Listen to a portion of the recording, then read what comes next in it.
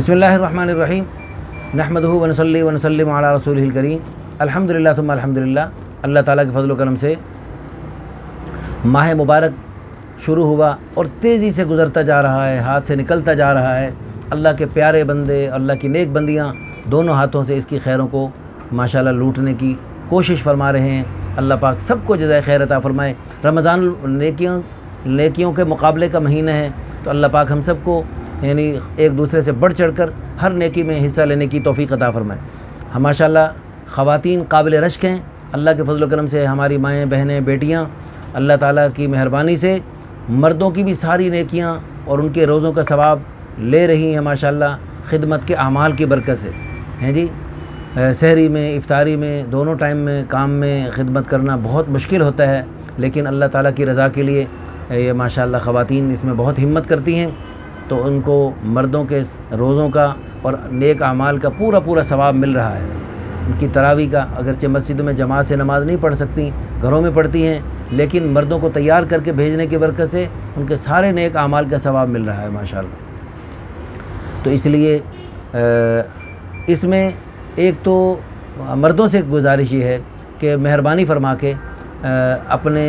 چونچلے ذرا کم کر دیں۔ یہ پکوڑے بھی اور سموسے بھی اور دہی بھلے بھی اور فروٹ چاٹ بھی اور فلاں قسم کے شربت بھی، یہ ساری چیزیں بنانا نہ فرض ہے، نہ واجب ہے، نہ سنت ہے، نہ مستحب ہے، بلکہ ان چیزوں کی اگر گنجائش نہ ہو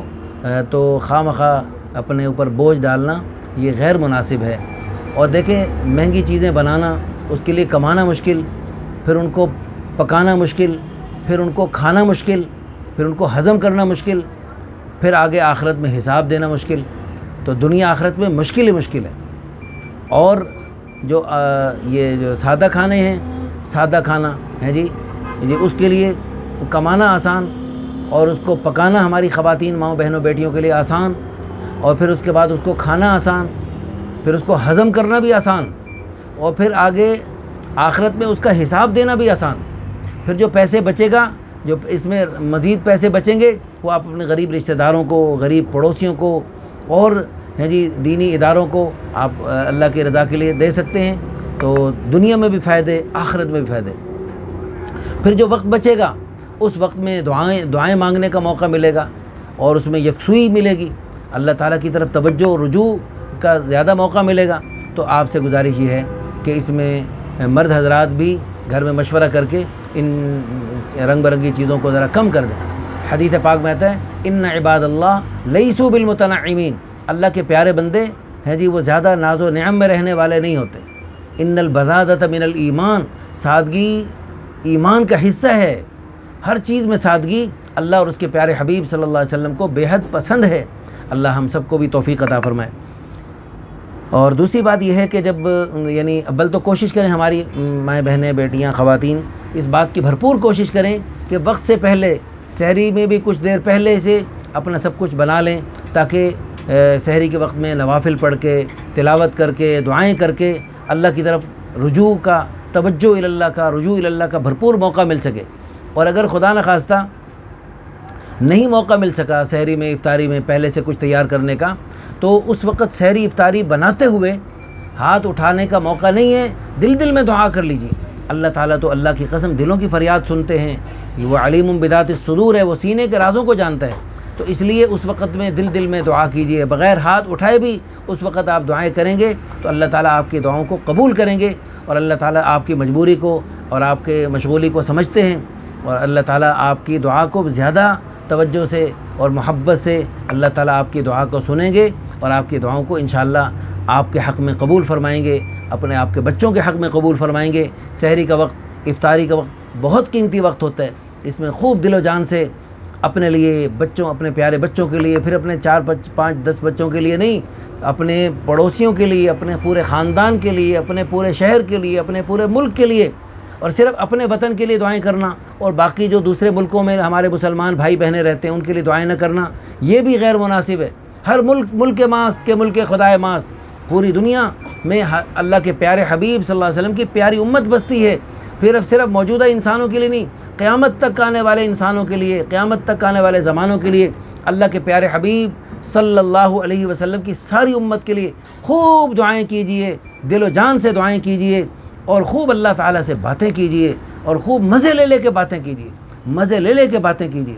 اور اگر یعنی کھانا پکاتے ہوئے آپ کو گرمی کی مشقت محسوس ہو رہی ہے اور کسی بھی اعتبار سے مشقت محسوس ہو رہی ہے، تو اس مشقت میں وقت میں، مجاہدے کے وقت میں ہاں جی آپ کے پسینے بہہ رہے ہیں جی، اور اس وقت پسینوں کے ساتھ ساتھ آنسو بھی بہائیے،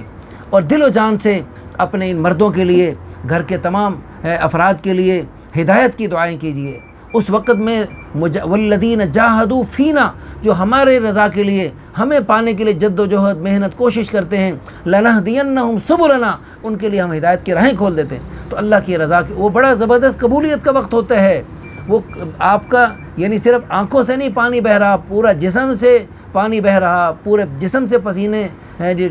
چھوٹ رہے، تو اس وقت میں آپ کی دعائیں اللہ تعالیٰ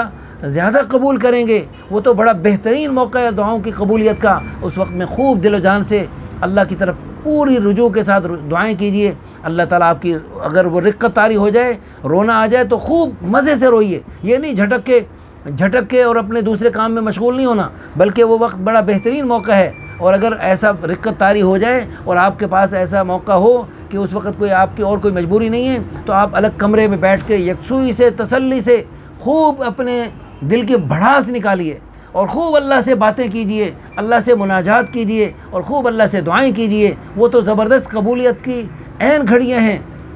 بعض دفعہ ایسی رقت مکہ مدینہ میں بھی طاری نہیں ہوتی، ایسی رقت 27ویں شب میں بھی طاری نہیں ہوتی، جو آج کسی کی کڑوی کسیلی سننے کے بعد اور سہنے کے بعد آپ کو ہے جی وہ آ گئی، یعنی مشقت محسوس ہو رہی ہے اور رقت طاری ہو چکی ہے۔ وہ تو اللہ تعالیٰ کی قبولیت، اللہ تعالیٰ کی طرف سے قبولیت کی گھڑی ہیں۔ تو جن کی طرف سے مشقت والی بات آئی ہے، ان کے لیے بد دعائیں نہیں کرنا۔ رسول اللہ صلی اللہ علیہ وسلم ان کے لیے بھی دعائیں کرتے تھے، اور ان کو جنت میں لے جانے کے لیے تڑپتے تھے، اور ان کی خیر خواہی اور ان کی ہدایت کے لیے آپ اتنی بے چینی، بے قراری فرماتے تھے کہ اللہ کو بھی ترس آتا تھا۔ کن کے لیے؟ جو نعوذ باللہ حضور صلی اللہ علیہ وسلم کو قتل کرنے کی اسکیمیں بناتے تھے، اور آپ پر کتنے قاتلانہ حملے کر چکے، اور آپ صلی اللہ علیہ وسلم کی جان کے در پہ تھے۔ آپ ان کو جنت میں لے جانے کے لیے بے چین تھے، بے قرار تھے، اتنی بے چینی کہ اللہ کو بھی ترس آتا، نہ میرے حبیب اتنا غم مت کیجیے۔ تو اللہ تعالی ہم سب کو بھی اپنے گھروں میں پیار محبت کی فضا بنانے کی، اور دین کا ماحول بنانے کی، اور سحری افطاری کے وقت میں خوب ہم مردوں کو بھی دعائیں کرنے کی، ہماری ماؤں بہنوں بیٹیوں کو بھی خوب دعاؤں میں لگنے کی، اور دونوں ہاتھوں سے جھولیاں بھر بھر کے اللہ کے خزانوں کو لوٹنے کی توفیق عطا فرمائے۔ آمین ثم آمین۔ اگر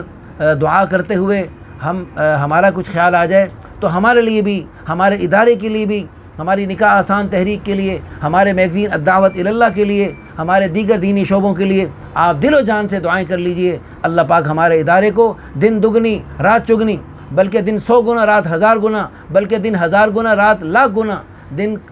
کروڑ گنا رات ارب گنا ہمارے ادارے کو ترقیوں سے نوازے، اور پوری دنیا میں خیریں پھیلنے کا اللہ پاک ہمارے ادارے کو ذریعہ بنائے۔ آمین ثم آمین، وآخر دعوانا ان الحمد للہ رب العالمین۔ جزاکم اللہ خیر۔